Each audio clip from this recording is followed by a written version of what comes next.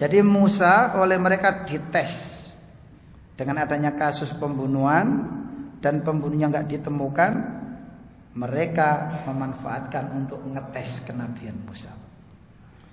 Akhirnya Musa memohon kepada Allah, lalu turun perintah bahwa kaumnya Musa harus disuruh untuk menyembelih sapi. Dan itu disampaikan oleh Musa kepada mereka. Perintah dari Allah tersebut. Qalu, mereka menjawab, spontanitas tanpa dikomando, mereka menjawab, atattakhiduna huzwa, he Musa, ente ini menghina kami ya. Sapi itu kan kami sembah, kok disuruh menyembelih? Wah, ente benar-benar menghina kami, ini menghina Tuhan kami. Itu maksud mereka.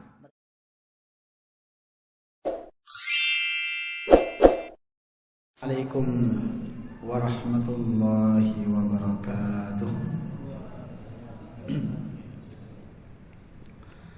Assalamualaikum warahmatullahi wabarakatuh. Alhamdulillah wassyukrulillah ala ni'matillah. La hawla wa la quwwata illa billah. Assalatu wassalamu ala rasulillah wa ala alihi wa sahbihi wa mawala, amma ba'du. Wa qala Allah ta'ala fil Qur'anil Karim, a'udzu billahi minasy syaithanir rajim. Inna nahnu nazzalna adh-dhikra wa inna lahu lahafidun. Wa qala Rasulullah sallallahu alaihi wasallam, khairukum man ta'allama al-Qur'ana wa 'allamahu, wa fi haditsin ukhra ballighu 'anni walau ayah. Sadaqallahul adzim wa sadaqa Rasulullah sallallahu alaihi wasallam. Bapak Ibu hadirin jamaah salat Maghrib Masjid Nurul Hidayah yang dirahmati Allah. Alhamdulillah, kita bersyukur kepada Allah Subhanahu wa taala karena sampai pada malam hari ini tanggal 18 Februari 2023 bertepatan dengan malam 28 Rajab. Kalau tadi sore 27 Rajab, sekarang sudah masuk 28 Rajab 1444 Hijriah. Mudah-mudahan kita semua senantiasa diberikan nikmat dan rahmat oleh Allah Subhanahu wa taala, berupa kesehatan, umur panjang, dan yang paling berharga adalah keimanan yang masih ada dalam diri kita semua. Mudah-mudahan kita senantiasa istiqomah di jalan Allah Subhanahu wa taala. Amin ya rabbal alamin. Jamaah yang dirahmati Allah, langsung saja kita lanjutkan biar waktunya cukup ya. Mestinya biasanya event seperti ini menjelaskan tentang Isra Mi'raj Pak ya. Tapi karena insya Allah sudah banyak ustadz yang menyinggung tentang Isra Mi'raj itu, biar nggak tumpang tindih begitu Pak ya. Jadi saya tetap fokus pada materi saya. Pada bulan yang lalu, kalau tidak salah, sudah kita bahas sekilas tentang surat yang pertama, yaitu Al-Fatihah ya. Yaitu surat pembuka yang mana belum masuk juz 1.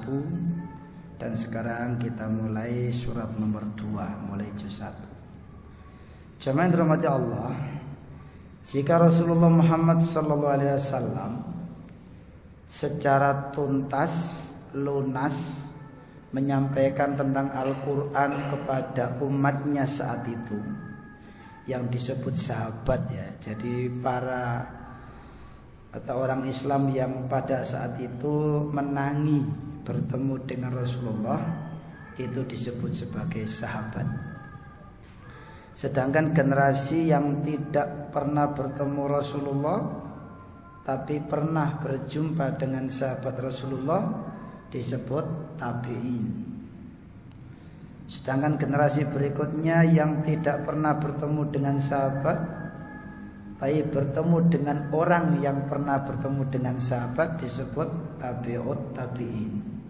Dan seterusnya kita ini tabi'in Pak ya. Jauh, generasi yang keempat kita ini. Jamaah dirahmati Allah Subhanahu wa taala. Generasi yang keempat dalam arti periode atau masa itu ya.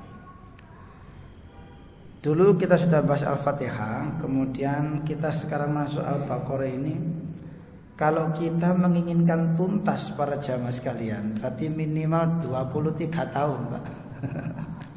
Itu pun kita enggak tiap hari, sebulan sekali. Kalaupun itu enggak halangan izin, Pak ya. Sementara Rasulullah mengajarkan kepada sahabat hampir tiap hari, Pak. Dan itu makan waktu selama 23 tahun. Kemudian Rasulullah wafat, diambil oleh Allah Subhanahu wa taala karena sudah tuntas risalahnya.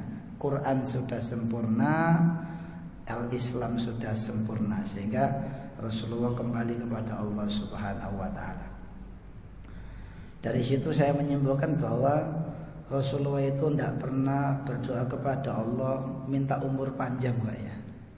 Tapi mungkin minta umur barokah ya. Sebab kalau Rasulullah minta umur panjang berarti sampai hari ini masih hidup, Pak. Rasulullah kan dituruti doanya ya.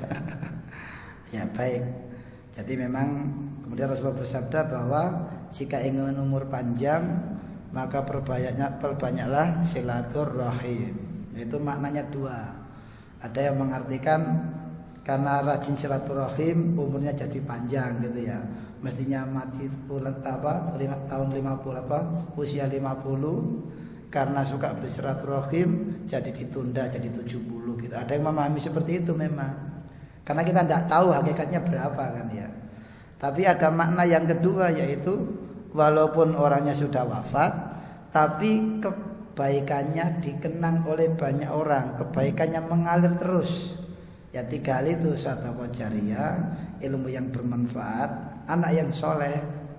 Jadi kalau orang itu punya satu di antara 3 ini, atau salah satu atau 3-tiganya, itu sama dengan dia itu sudah wafat tapi masih dapat pahala, sama dengan masih hidup gitu. Pemahamannya seperti itu. Baik.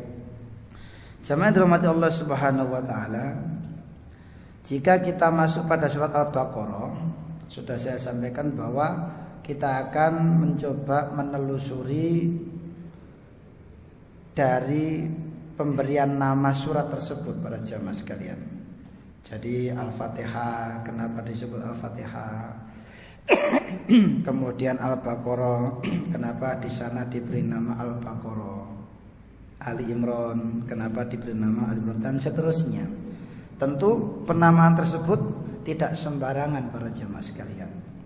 Nah, di Al-Baqarah ini mulai disebutkan tentang kalimat Al-Baqarah, sapi betina ya. Itu di ayat 67 yang bawa Quran bisa disimak bareng-bareng ya. Jadi Al-Baqarah ini surat nomor 2 yang artinya sapi betina, turun di Madinah, surat Madaniyah. Kalau Al-Fatihah itu Makkiyah, kalau Al-Baqarah ini Madaniyah. Jumlah ayatnya 286. Terpanjang ini, surat terpanjang dalam Al-Quran. Kalau terpendek itu apa, Pak? Al-Kausar ya. Dan Al-Asr 3 ayat. Tapi yang pendek itu Al-Kausar cuma 1 baris. Kalau Al-Asr itu 2 baris ya. Lah, Rasulullah itu kalau tahajud ya, tahajud pernah diikuti sahabat namanya Anas. Rasul itu kalau tahajud itu rakaat pertama itu Al-Baqarah habis, Ali Imran habis, dan An-Nisa. Itu rakaat pertama, Pak. Jadi 5 juz setengah Pak rakaat pertama itu. Sehingga pernah suatu ketika sahabat namanya Anas ini ikut di belakang Rasulullah. Rasulullah tidak tahu karena mungkin gelap ya, mengikuti. Jadi ketika membaca surat Al-Baqarah sudah habis itu berharap, Anas ini berharap Rasulullah itu ruku, ternyata nyambung Ali Imran, Pak, nyambung An-Nisa ya. Makanya dalam riwayat itu Rasulullah sampai kakinya bengkak ya, karena menikmati sholatnya itu sampai tidak terasa kakinya bengkak, berdirinya lama Pak. Dan rukuknya itu hampir sama lama dengan bacaan surat tadi. Wallahu alam. Kita kalau meniru ya wis gak balen paling enggak ya. Tapi yang jelas kita minimal tumaknina itu apa? Syarat rukunnya, bagaimana rukuk, bagaimana sujudnya ya. Baik. Jamaah rahmati Allah Subhanahu wa taala, jika kita melihat atau membaca Al-Baqarah, kata Al-Baqarah, maka kita ingat dengan sosok atau pelaku utamanya, yaitu Nabi Musa. Tentang Nabi Musa. Dan Al-Quran atau ayat yang berkisah tentang Nabi Musa ini tersebar di berbagai surat. Jika panjenengan ingin mengetahui bagaimana Nabi Musa lahirnya, yang sudah susah payah Pak ya. Jadi ketika ibunya Nabi Musa hamil, muncul perintah gara-gara Fir'aun mimpi, singgasanya digulingkan oleh seseorang. Gara-gara mimpi Fir'aun bingung, akhirnya memanggil para ahli nujum, ahli takwil mimpi. Semua ahli takwil mimpi sepakat bahwa wahai Fir'aun, suatu saat kekuasaanmu akan digulingkan oleh seseorang. Padahal suatu saat itu kan ya lama Pak ya. Ngono wis panik Pak wis Pak. Akhirnya membuat dekret presiden, bahasa sekarang ya, bahwa jika ada bayi laki-laki lahir harus dibunuh. Jadi yang menikah didata, menikah bulan ini berarti nanti hamil, ini nanti melahirkan tanggal sekian, yang hamil didata. Kira-kira begitu Pak ya, karena buat aturan ya. Sedang berlakunya aturan itu pas Nabi Musa lahir, otomatis Pak ibunya panik ya. Manusia biasa panik karena dapat aturan itu. Lalu fa'auhayna, Allah berfirman, Allah memberikan wahyu. Kalau bagi Nabi Rasul itu wahyu, tapi karena ibunya Musa itu bukan Nabi, bukan Rasul, ulama tafsir mengartikan sebagai ilham ya, ilham. Nah itu ada di surat Al-Qasas Pak.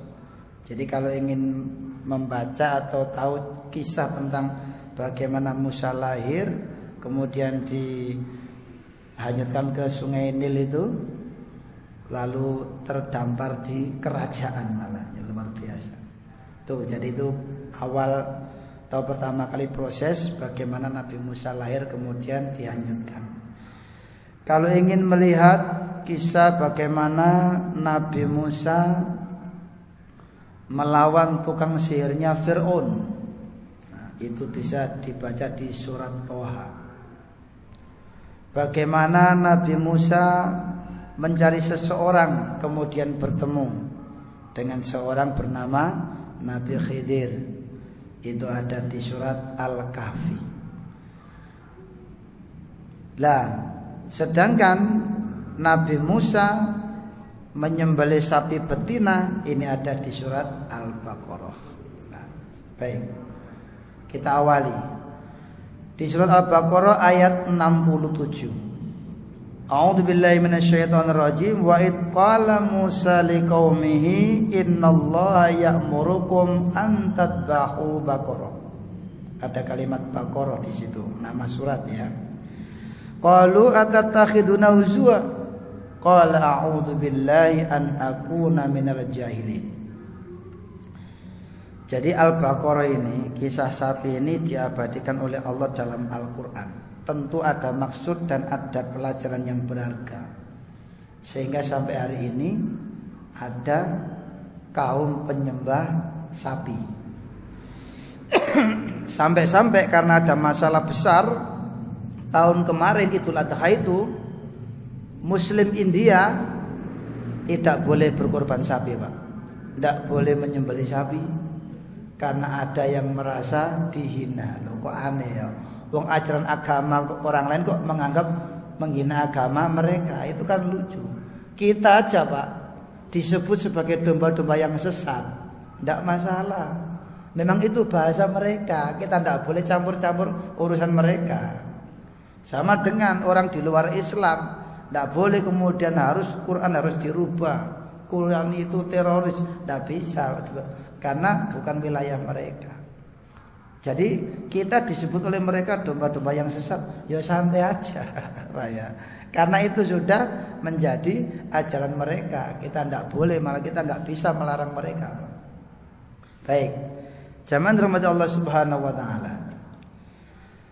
Kita pahami wa'id qala Musa liqaumi, dan ingatlah ketika Nabi Musa berkata kepada kaumnya, Innallaha ya'murukum an tadbahu baqarah, sesungguhnya Allah memerintah kepada kalian agar kalian menyembelih sapi.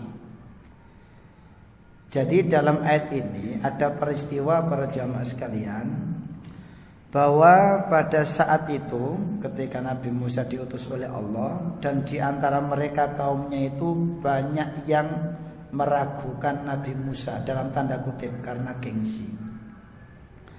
Jadi banyak yang tidak mau ikut imannya Nabi Musa, yaitu beriman kepada Allah Subhanahu Wa Taala, dan mereka mengata-ngatai bahwa Musa itu pembohong karena mengaku sebagai nabi.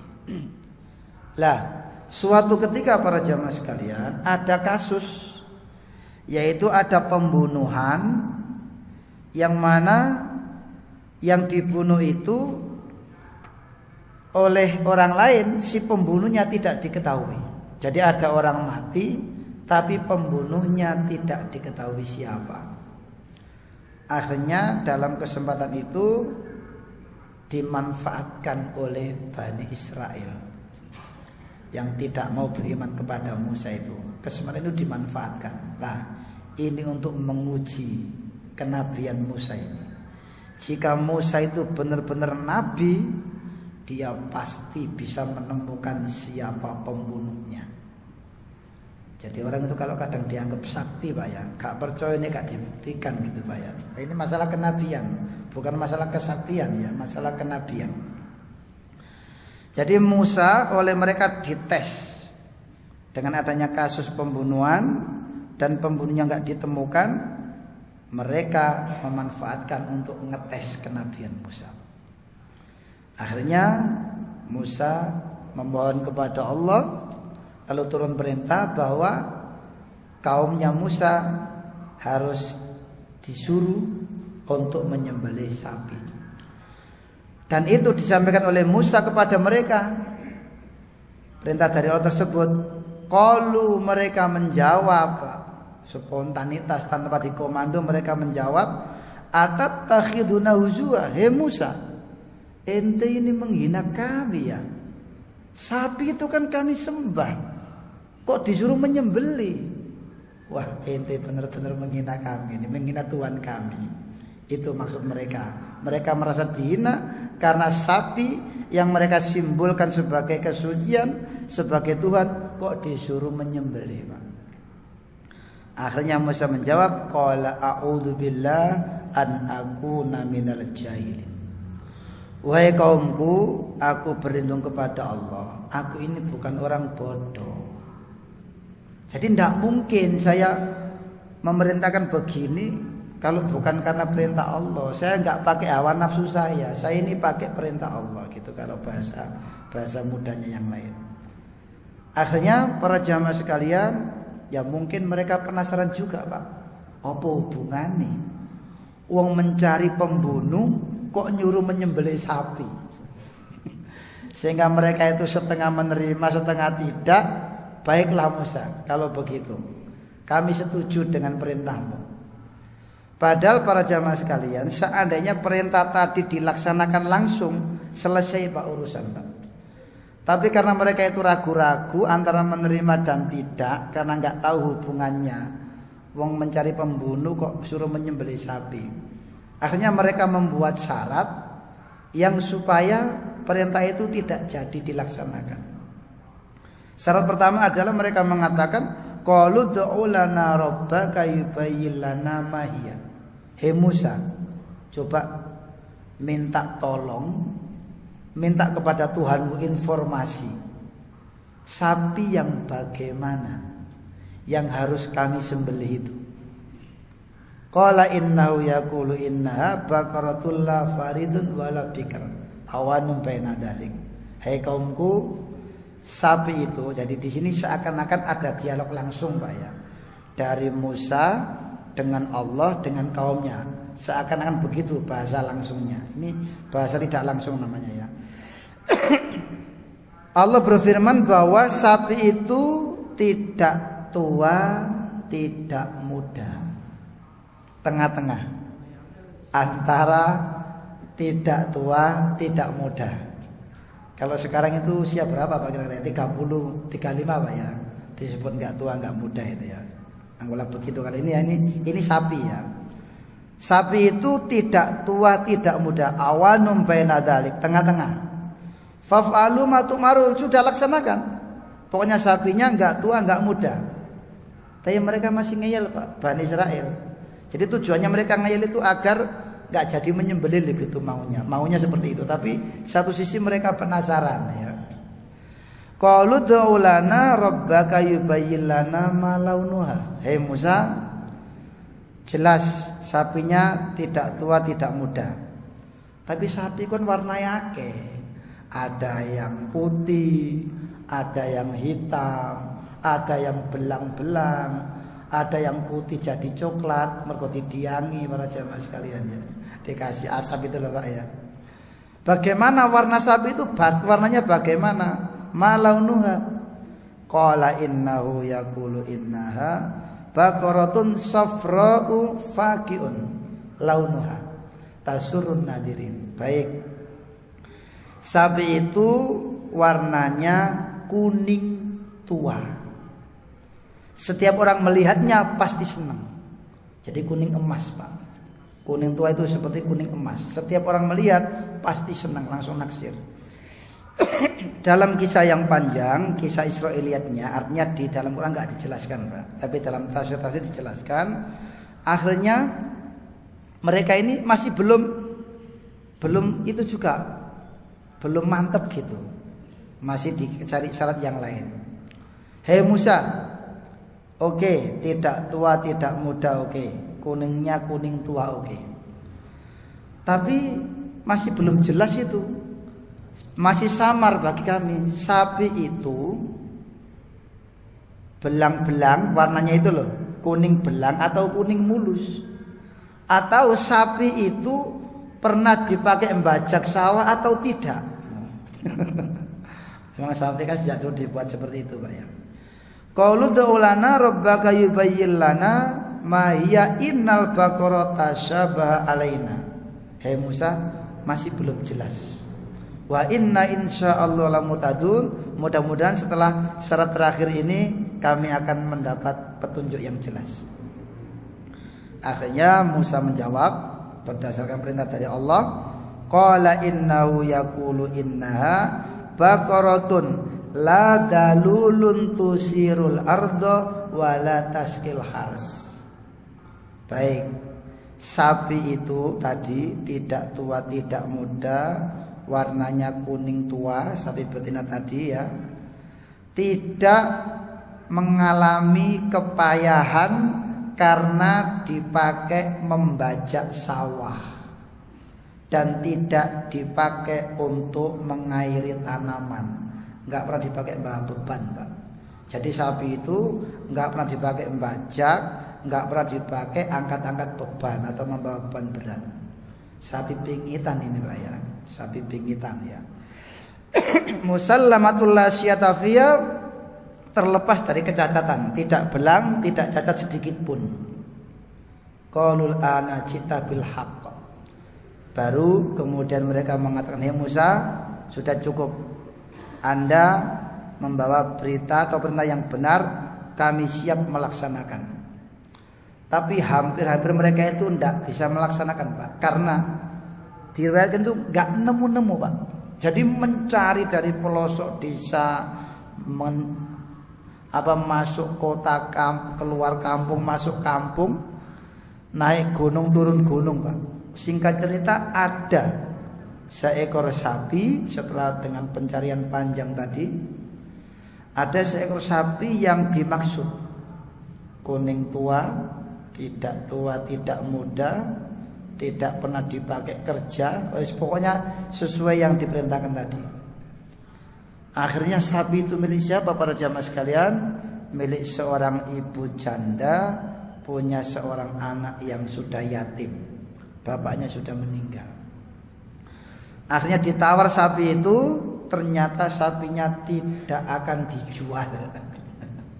Jadi ditawar untuk dibeli, tapi si ibu ini mengatakan tidak akan pernah menjual sapi itu, karena sapi ini adalah tabungan untuk anaknya nanti kalau dewasa dibuat modal kerja, mungkin begitu maksudnya ya. Tapi Bani Israil ini ya memaksa, akhirnya Pak, wes bu, berapapun harganya kami beli. Sak mengoe, bahasa kita ya, sak jaluke sampean regane piro. Singkat cerita disepakati sapi itu seharga emas seberat sapi. Jadi sapi itu disepakati harganya emas seberat sapi itu para jamaah sekalian. Ya intinya kemudian terbeli. Lalu dilanjutkan di sini, wa id qataltum nafsan fattaratum fiha wallahu mukhrijum ma kuntum taktumun. Faqul nadribu bi ba'diha kadzalika yuhyilul mauta wa yurikum ayati la'allakum taqilun. Akhirnya sapi itu dibawa ke hadapan Musa. Dengan mereka masih ada perasaan ragu-ragu. Musa ini tambah suwe tambah gendeng iki. Rata-rata nabi kan begitu kan, Pak. Nabi Nuh digilakan, Nabi Musa digilakan, Nabi Ibrahim juga digilakan ya. Kira kan Nabi Ibrahim motongi leher patung itu, Pak. Him gendeng kamu him ya. Masuk itu patung itu yang memotong leher patung semua. Itu kan enggak bisa ngomong lah, kamu sembah gitu ya. Jadi rata-rata nabi itu digilakan oleh kaumnya ya. Termasuk Nabi Nuh yang membuat kapal itu. Baik. Jadi mereka membawa sapi ke hadapan Musa dengan antara percaya tidak percaya, mencari pembunuh kok mendatangkan sapi. Akhirnya semua orang dikumpulkan Pak di suatu tempat atau di lapangan, ingin menyaksikan bagaimana kegilaan Musa untuk mencari pembunuh tapi dengan menyembelih sapi. Akhirnya apa? Semua orang pada kumpul, termasuk yang membunuh tidak percaya Pak. Melok kumpul di situ. Jadi nggak percaya ini Musa ini apa-apaan, mau mencari pembunuh kok menyembelih sapi. Akhirnya dengan perintah Allah, lalu sapi itu disembelih.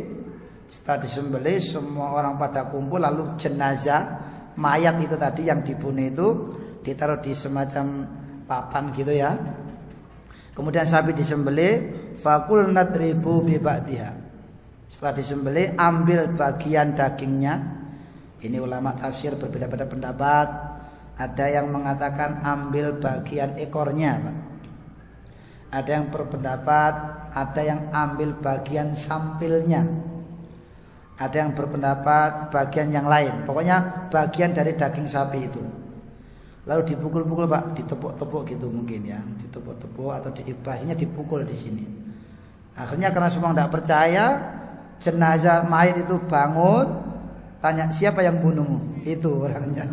Ditunjuk Pak yang bunuh. Di situ memang karena yang bunuh tidak percaya kalau yang mati itu bisa mencari pembunuh dengan disembelih sapi tadi. Akhirnya ditunjuk oleh yang dibunuh tadi, lalu ditangkap rame-rame. Sampai di situ ceritanya. Lah, ternyata yang membunuh siapa? Saudaranya sendiri, Pak.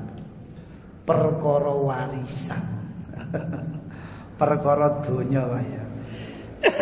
Jadi memang sejak dulu, Pak ya, urusan bunuh-membunuh itu nek gak perkara warisan, perkara wedoan, ana sing gak wani ngomong ya masalah itu.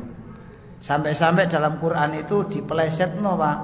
Nabi Adam itu anaknya Qabil membunuh Habil itu gara-gara perempuan.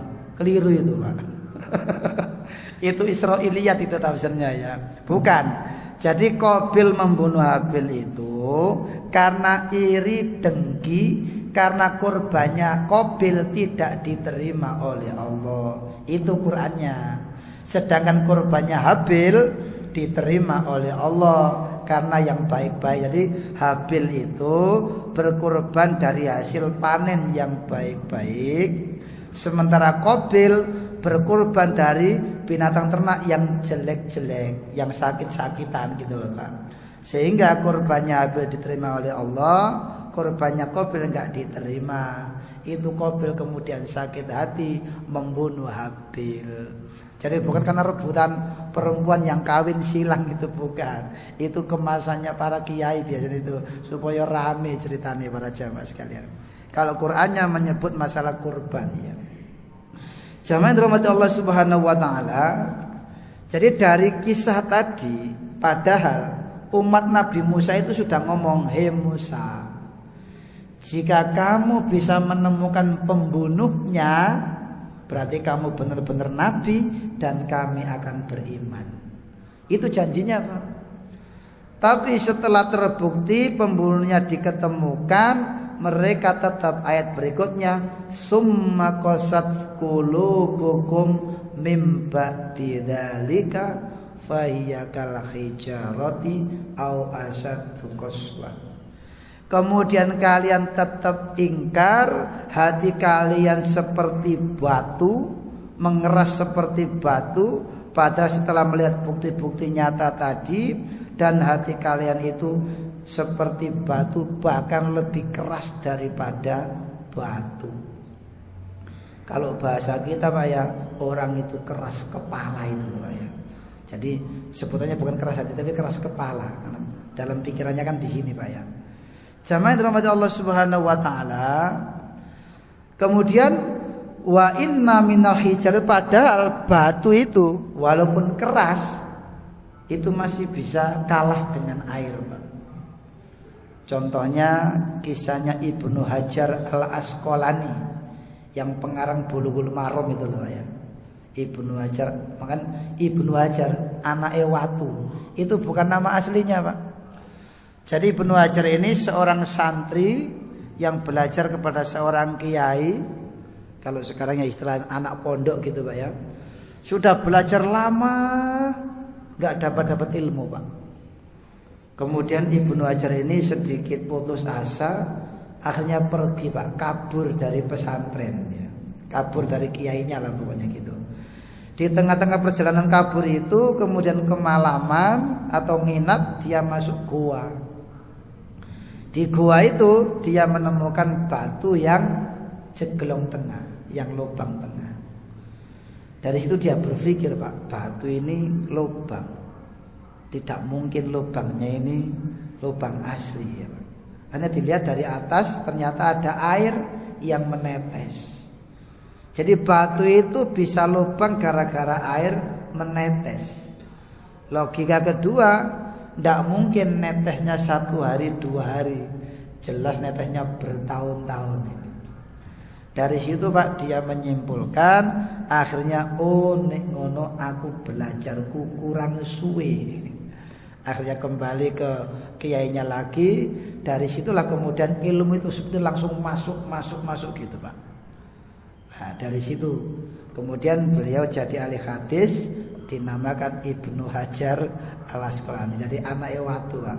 Bukan dia lahir dari batu, tapi pemikirannya, kepintarannya itu terinspirasi dari batu yang ditetesi oleh air tadi. Baik jamaah dirahmati Allah Subhanahu wa taala. Batu itu walaupun keras, tapi batu justru bisa mengeluarkan mata air Pak ya. Banyak ya masalah seperti itu. Wa inna minha lama yashaqqaqu fayakhruju minul ma wa inna minha lama yahbitu min khasyatillah. Dan banyak batu berjatuhan gara-gara apa? Takut kepada Allah. Contohnya kasusnya Nabi Musa, ketika Nabi Musa mohon kepada Allah, ya Allah tunjukkan dirimu ya Allah, karena kaumku tidak akan mau beriman kepadaku kalau belum melihat engkau secara langsung.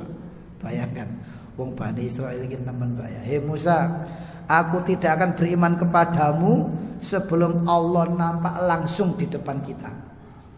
Ya akhirnya ya karena Allah nuruti kemauannya Musa. Hei Musa, lihatlah ke gunung Tursina itu. Jika gunung itu masih ada di tempatnya, maka aku akan kelihatan. Akhirnya Musa melihat ke gunung, gunung hancur. Jadi tidak kuat jika Allah menampakkan diri itu gunung. Musa pingsan, kaumnya juga pada pingsan.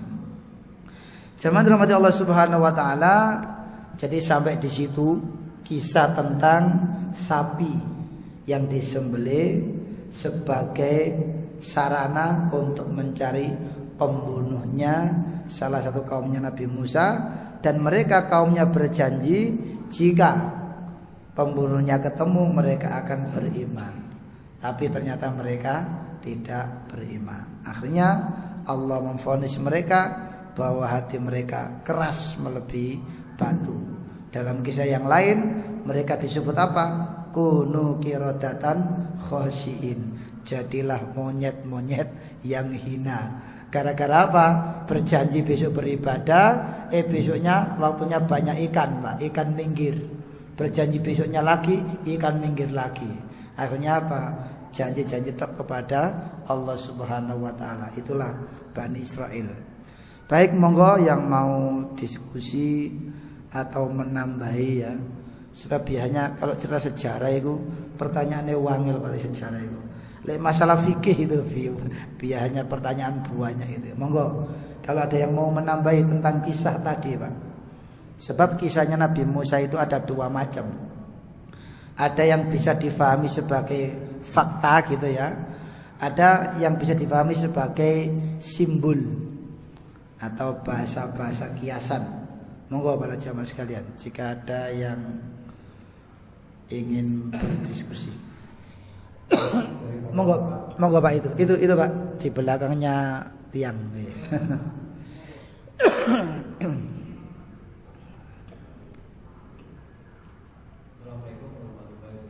Waalaikumsalam.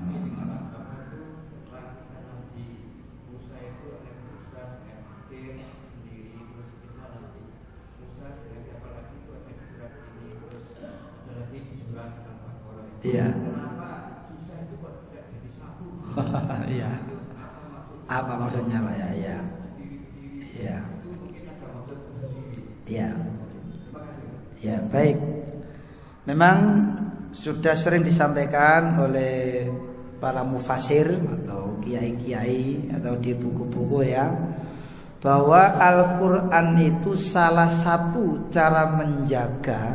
Jadi salah satu cara Allah menjaga keotentikan Quran itu disebar Pak kisahnya itu. Jadi tidak satu paket. Sebab jika kisah itu satu paket, maka ketika itu ada yang berani malsu Pak ya, maka sulit untuk dilacak Pak. Itu pendapat Pak, pendapat. Sebab pertanyaan seperti ini kalau kita jawabnya itu saklek, ya sakarabe Gusti Allah apa itu selesai urusan ya. Tapi kita tidak ingin seperti itu. Jadi ini kita menyampaikan pendapat ulama bahwa salah satu cara Allah menjaga agar Al-Quran itu tidak mudah dipalsu itu dengan cara disebar Pak, kisah-kisah itu. Itu yang pertama. Oleh karena itu kalau dalam sejarah seperti Injil, Taurat, Zabur itu gampang dipalsu Pak. Bahkan ada yang dibuang kisahnya. Ya karena satu paket itu tadi. Makanya Quran yang turun kepada Rasulullah itu prosesnya dua kali. Yang pertama di Lauhul Mahfuz itu secara utuh, yang dalam ayat inna anzalnahu fi lailatul qadar. Jadi malam qadar turunnya Quran itu sebenarnya yang di Lauhul Mahfuz Pak. Sebab kalau yang kepada Rasulullah itu kan selama 23 tahun. Jadi mana yang dimasukkan Lailatul Qadar itu yang mana kan begitu. Jadi kalau kita kembali kepada tata bahasa yang diturunkan oleh Allah pada malam Al-Qadar itu yang di Lauhul Mahfuz. Sebab bahasanya itu anzalna, unzila. Jadi Quran turun kepada Rasulullah itu dengan dua bahasa. Pakai anzala dan pakai nazzala. Yang pakai anzala itu sekaligus sama dengan Allah menurunkan Injil dengan Taurat pakai anzala. Wa anzalat Taurata wal Injil. Sementara Quran dua, nazzala itu turun berangsur-angsur selama 23 tahun itu, yang anzala sekaligus yang di Lauhul Mahfuz. Makanya bahasanya nyambung. Inna anzalnahu fi lailatul qadar.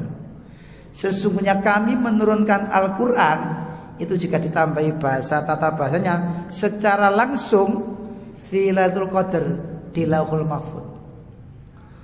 Kemudian nyambung dengan bahasa di Al-Baqarah ayat 3 dan 4 atau ayat 4. Walladzina yu'minuna bima unzila ilaika wa ma unzila min qablika. Itu pakai anzala. Cuma di situ pasif voice mabni majhul diturunkan pakai unzila anzala. Sementara kepada Nabi Muhammad nazzala. Coba dibuka di surat Al-Hijr ya. Surat yang nomor 15 ayat 9. Inna nahnu nazzalna dzikra wa inna lahu lahafidun. Sesungguhnya kami Allah menurunkan Al-Quran itu yang berangsur-angsur tadi, adzikra wa inna lahu lahafidun, dan sesungguhnya kamilah yang menjaganya. Allah yang menjaganya. Tapi di situ Allah pakai kami. Kami itu kalau bahasa Indonesia kan banyak Pak ya. Jangan terjebak kita di sana. Dalam Al-Quran juga ada dua bahasa. Kadang Allah menggunakan kami, kadang Allah menggunakan aku. Biasanya ketika Allah itu menggunakan aku berhubungan dengan penyembahan. Sering saya ulang-ulang ini Pak ya. Contoh, wa ma khalaqtul jinna wal insa illa liya'buduni. Dan tidaklah aku ciptakan jin dan manusia. Itu kadang-kadang Ustadz itu yang ikut terjemahan keliru. Dan tidaklah kami ciptakan keliru itu. Aku, Allah pakai aku karena ada hubungan dengan penyembahan. Dan tidaklah aku ciptakan jin dan manusia illa kecuali liya'budu, agar mereka beribadah menyembah ni. Itu nunnya kasroh Pak. Bisa dilihat ya. Sebab umumnya nun di belakang itu fathah, tapi di situ kasroh, berarti mengandung huruf ya. Ya-nya makhduf, ya-nya tersimpan, terlempar. Contoh yang lain, surat Toha ayat 14. Innani anallah, sesungguhnya aku adalah Allah. La ilaha illa ana, tidak ada Tuhan kecuali aku. Fa'budni, maka sembahlah aku, bukan sembahlah kami. Wa aqimis sholata lidzikri, dan dirikanlah sholat untuk mengingatku, bukan untuk mengingat kami. Sebab kalau nanti kami itu hubungannya dengan alam semesta Pak. Alam semesta, jadi ketika kita melihat matahari, melihat bulan, ingat kepada Allah sang penciptanya, itu kami di situ ya. Jadi alam semestanya. Tapi kalau khusus penyembahan peribadatan, Allah menggunakan aku. Atau masalah rezeki, Allah pakai kami itu Pak. Kami memberi rezeki kepada mereka dan kalian. Nahnu narzukukum wa iyyahum. Narzukuhum wa iyyakum, artinya apa? Kita dapat rezeki dari Allah itu apa? Kita enggak pernah langsung melung-melungan Pak ya. Kita prosesnya kita bekerja, mencari, kemudian Allah memberi rezeki lewat orang lain. Itu kalau urusan fulus ya. Kalau urusan yang lain juga proses. Kita diberi oleh Allah sehat, kan kita harus berusaha mencari juga sehat. Nah, itu Allah memberi rezeki dengan menggunakan kami, bukan aku. Itu cara memahami Pak. Tapi ada yang memahami yang hati-hati, kalau Allah menggunakan kami itu lit takdim, untuk mengagungkan dirinya. Itu juga tidak apa-apa, boleh-boleh saja, karena kehati-hatian. Tapi kalau secara bahasa itu mesti ada hubungannya. kapan ketika Allah menggunakan kami dan kapan ketika Allah menggunakan aku. Itu amat sangat jelas Pak dalam masalah apa atau kemana arah pembicaraan firman itu. Baik, seperti itu Pak ya. Jadi tersebarnya kisah-kisah itu salah satunya adalah cara Allah menjaga agar Quran itu tidak mudah dipalsu dan tidak mudah dibuang kisahnya. Itu salah satunya. Monggo mungkin ada yang nambahi yang lain. Jika dapat informasi tentang mengapa kisah itu disebar. Seperti tadi saya katakan, pertanyaan seperti itu jika wengi saklek Pak, kayak iso jawab, ya urusannya Allah Pak. Kok sampean contoh kenapa Al-Fatihah taruh di pertama, Al-Baqarah kedua? Kenapa diberi kata atau nama Al-Baqarah? Nah, kalau kita jawabnya begitu ya kita tidak akan mencari Pak. Jadi kita itu mencari karena ada pertanyaan mengapa, sehingga kita mencari ilmu karena ada pertanyaan mengapa itu tadi. Baik, monggo jika ada yang lain mau menambahi atau menanyakan. Cukup nggih? Sudah terdengar ada isya. Baik, para jemaah dirahmati Allah Subhanahu wa taala, memang kisah tentang Al-Baqarah di surat Al-Baqarah mulai ayat 67 sampai sekitar 71-72. Jadi untuk bulan berikutnya langsung kita ke Ali Imran. Tapi bukan berarti Al-Baqarah habis Pak, itu masih banyak, itu baru kisah tentang sapi tadi saja. Nanti Ali Imran juga begitu. Kenapa diberi nama Ali Imran? Baik, jamaah dirahmati Allah, dalam kesempatan ini kita cukupkan sampai di sini. Jika ada kurang lebihnya mohon maaf. Benarnya dari Allah, dan jika ada kurangnya kelemahan dari kita sebagai manusia biasa.